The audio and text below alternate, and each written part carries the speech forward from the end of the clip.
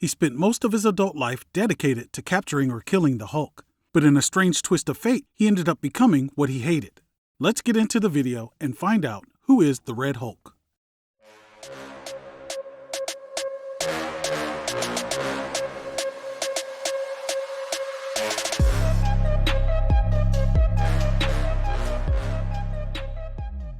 Thaddeus Ross was born into a family with a long-standing military lineage. So when Ross was old enough, he enlisted in the Army Air Corps, which would later become the Air Force. He attended West Point and graduated first in his class.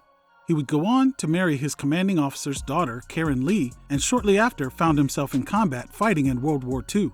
During the war, he would progress to the rank of major, and the soldiers he commanded would say he struck like a thunderbolt, leading to the nickname of Thunderbolt Ross. Karen and Ross would go on to have a daughter, which they would name Betty. Karen would die when Betty was in her early teens. After making the rank of general, Ross was reassigned to Los Alamos Missile Base in New Mexico. It was there he met a nuclear physicist named Brian Banner. Brian would later be committed to a mental institution after killing his wife. Ross took interest in Brian's son, Bruce Banner. He even provided government aid for his education, hoping to use his brilliance as a weapons developer when he was old enough. Bruce would in fact later work for the government and oversee the development of a gamma bomb. During that time, Banner and Betty Ross would meet and hit it off, which kind of pissed off the general. He had always hoped Betty would fall for a strong military man and not an unmanly scientist. Then during a testing of the gamma bomb, a series of events occurred leading to Bruce Banner being secretly transformed into the Hulk. This was the beginning of the general's never-ending hunt of the Hulk. After the emergence of the Hulk, Ross was placed in command of Operation Greenskin, an operation whose sole purpose was to capture the Hulk. Then during a period when the Hulk was presumed dead, Ross would come to find out that Hulk and Bruce Banner were actually one and the same. After numerous failures of trying to capture the Hulk, Ross would illegally make a deal with Abomination to take down the Hulk.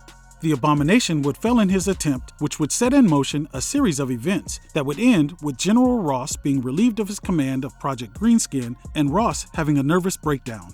He was placed under the care of Doc Samson for a while. After becoming stable enough to return to active duty, he was appointed as the Pentagon's special advisor on the Hulk.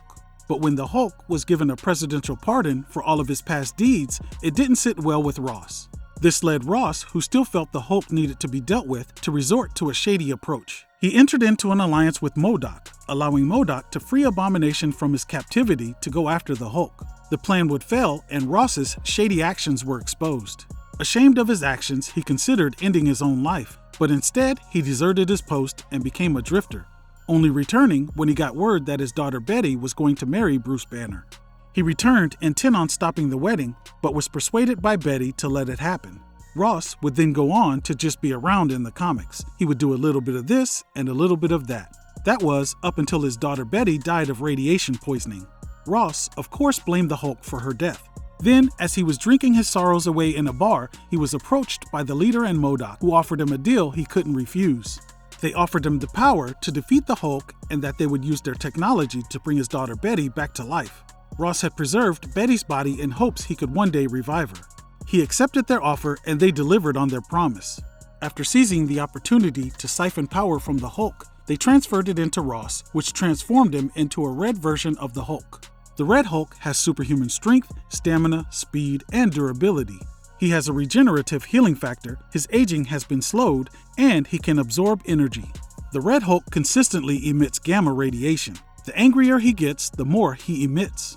But if he emits too much radiation, he can overheat. The Red Hulk is a skilled tactician, organizer, and leader. Ross would learn that Abomination had poisoned his daughter Betty and was the one responsible for her death. As the Red Hulk, he hunted down Abomination and killed him. His daughter was revived as promised, but we'll save that story for another video.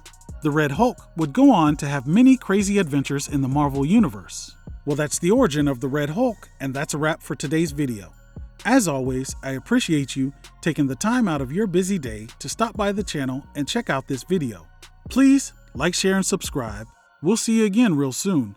But until then, I'm out. Peace.